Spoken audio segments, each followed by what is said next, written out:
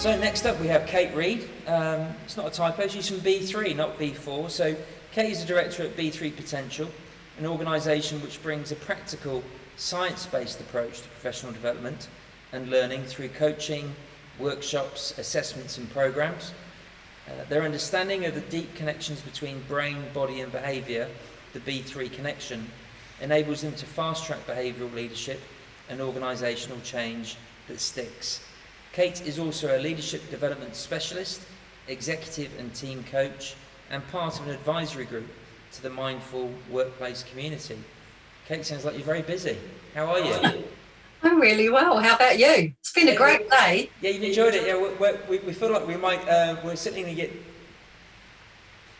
We're going to get deluged when we leave the Orange. I don't know if it's raining near you, but it has started. But I'm warm and cosy, so I'm happy. Working from home like everyone else. So I've got Emma here with me as well. So hi. Hi. So have you got you've got some slides to show us today, Kate? I decided I was going to chat instead of doing slides, and so because I do have a tendency to go on, just jump in at any point if you've got questions, or if anyone watching has anything. If you ask questions, if I'm able to answer them, I'll be glad to do so. Well, unfortunately, we don't have the chat function today, but obviously, if anything comes up between Emma and I, we'll jump in. But you carry on. And challenged, fantastic, marvellous. You set the marker for us there. So the thing that I wanted to talk about was mindfulness, and I know that's something that has come up a lot, sort of during the day.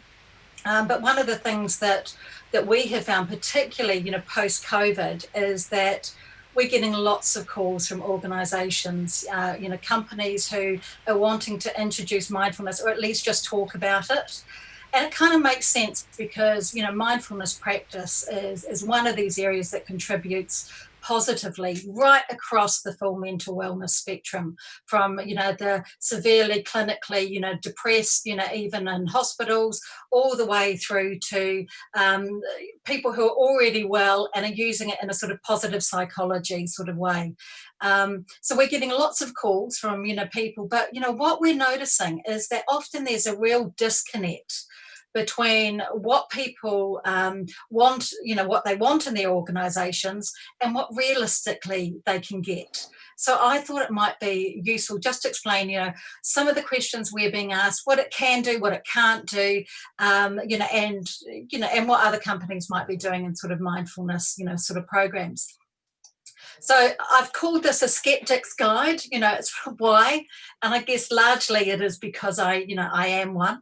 I spent years as a journalist at major broadcasters, and I was really trained to look for evidence. And I also covered a number of stories where just a little bit of knowledge created quite a lot of sort of damage. So I always want to go a little bit deeper than what's just on on the surface. So I am a bit of a research geek, and because I work in the corporate world, I also know the value of time and resources, and I really don't want to waste anyone's time, including my own, on passing fads of which there are many. So even my introduction to mindfulness, I came across that because I thought I was uncovering a scam. And it was 20 years ago when we still used to have faxes. And a press release came across my desk, and it said that if you did this particular mindfulness program, meditation program, you would end up getting discounts on your health insurers. And I kind of thought health insurance don't tend to kind of give discounts without, reason. They're profit making. So I went to investigate it, and that's where I started to learn, actually, this is true. And because there is so much evidence about what works. But equally, there's a lot of spin out there at the moment.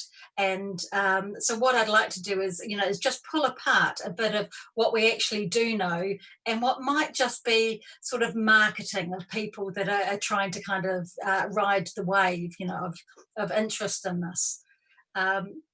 So I guess the first thing is, why is it so popular now? Well, there is a robust amount of evidence going back about 30 years, and I could give you all the sort of the details, but it's about how it works in health, education, government departments, corporates, and so on. and people started to see that actually it worked in some areas and it did certain things. And we also had the introduction of the fMRI, which showed us what it actually did to our brains. We can now see, what it's been, what it's really doing, and how we might kind of use it. So there's some credibility there, but there's also a lot of kind of pseudoscience. So just be careful, there about, your resources when you're looking at this. I think there's also been a tipping point. It's no longer seen as something really flaky. It's generally secular now. And I realised about 10 years ago, that we had reached a tipping point when I was doing some postgrad study, and my lecturer, who was a neuroscientist at UCLA, so only neuroscience, that's all she did. She said that she had to start meditating because she was losing credibility as a scientist for not doing it. And I kind of thought, okay, something has changed, here. And we're also starting to see it being used in all sorts of organisations. In the last couple of weeks, I've talked to, LinkedIn, GlaxoSmithKline, SAP, Google, all of these companies that are actually using sort of mindfulness as part of their core leadership development and wellness programs. So what are we hearing? We're hearing from organisations about three different things. One is they're interested in mindfulness because, it's the wellness. It helps stress, depression, emotional well-being.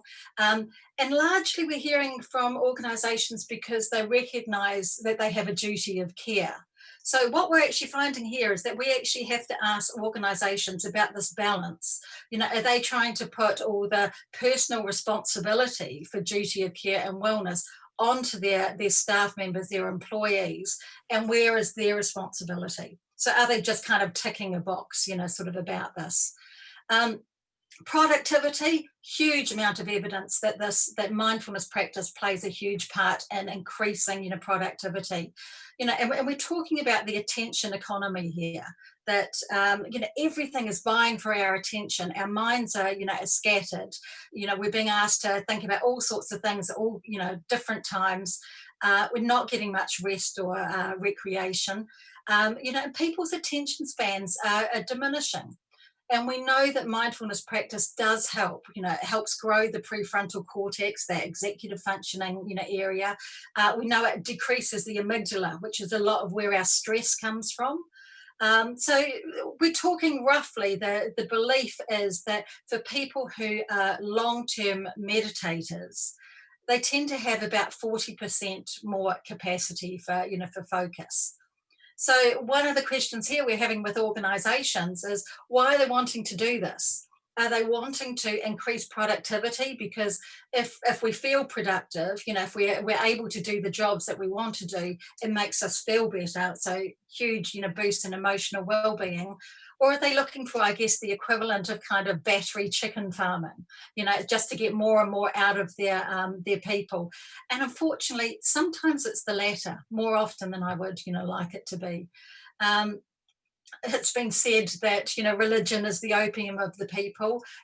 We're starting to debate now whether mindfulness is the opium of the workplace. The other area we're seeing it in is leadership development.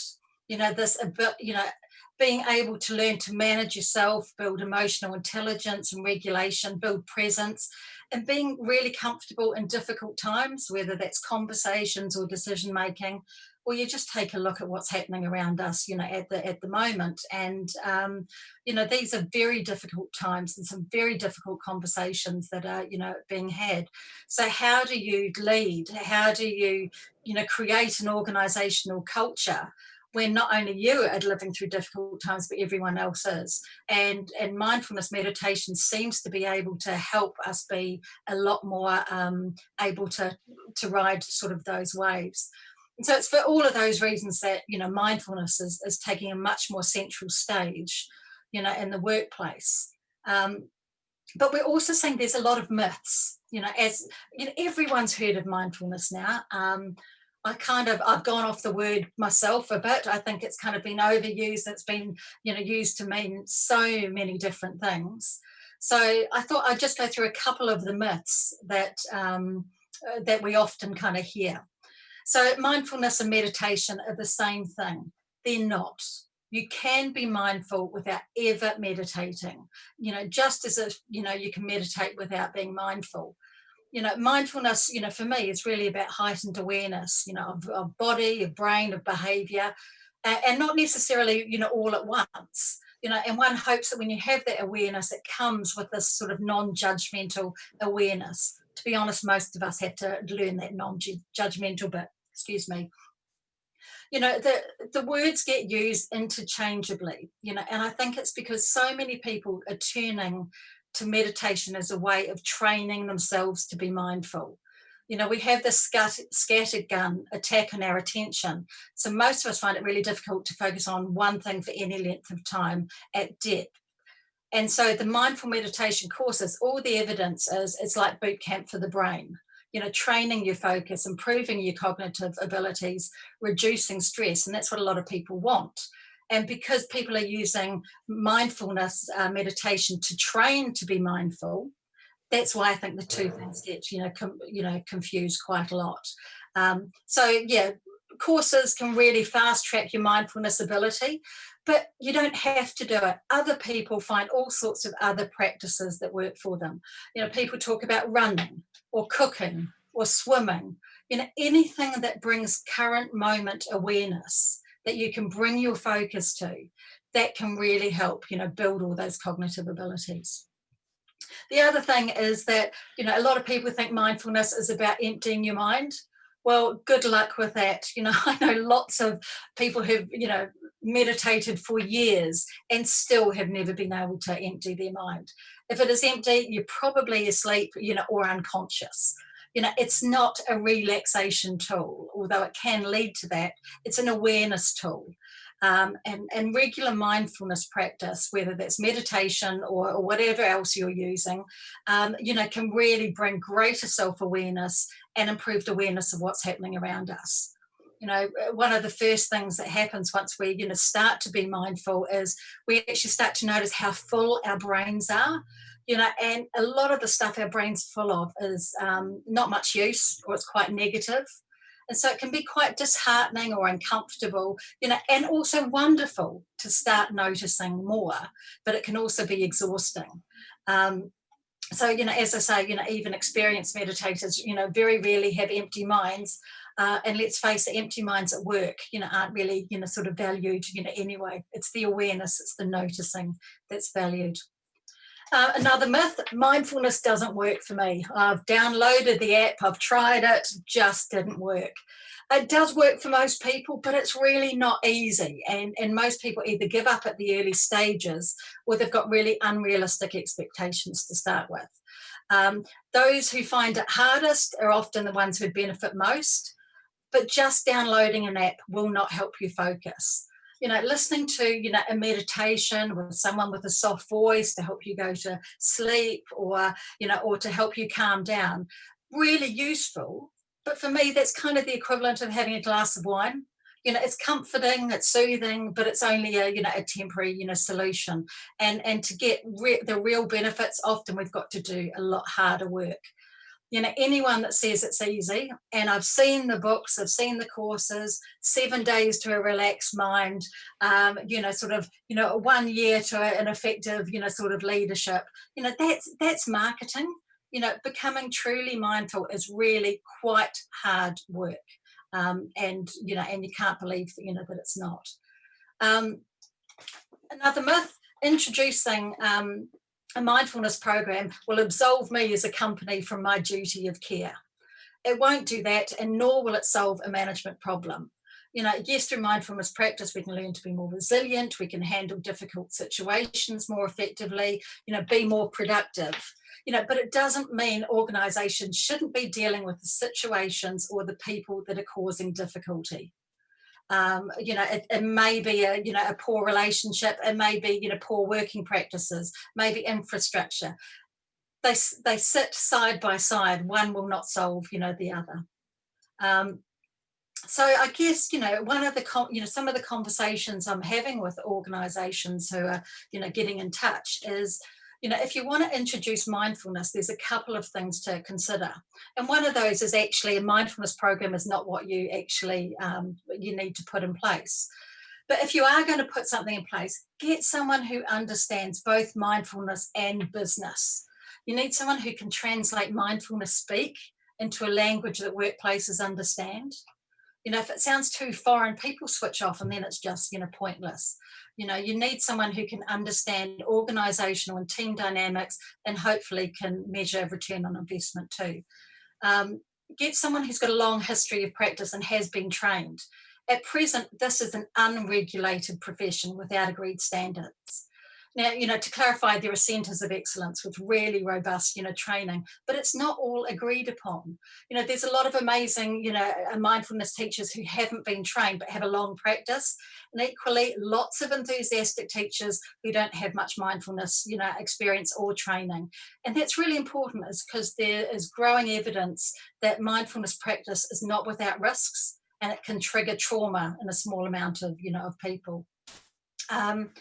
If you're going to start with a small talk or a workshop. In a professional space, people want a framework and a truthful discussion of what it can and can't do. Then they can make up their own mind. It's not like a mindfulness practice because you're clinically depressed and that's the catalyst for starting. There's got to be a different catalyst in the workplace, and it's usually around stress, emotional intelligence, leadership, and so on. It may be that actually that you don't create a mindfulness program, at all. You can still take steps to create a mindful workplace, even without introducing mindfulness formally. So have a think about, what the current, what your current awareness is of your organisation's state of mind. What's taking up their headspace? What's getting in the way? Most of the time, it's meetings, management, interruption, and emotional unintelligence.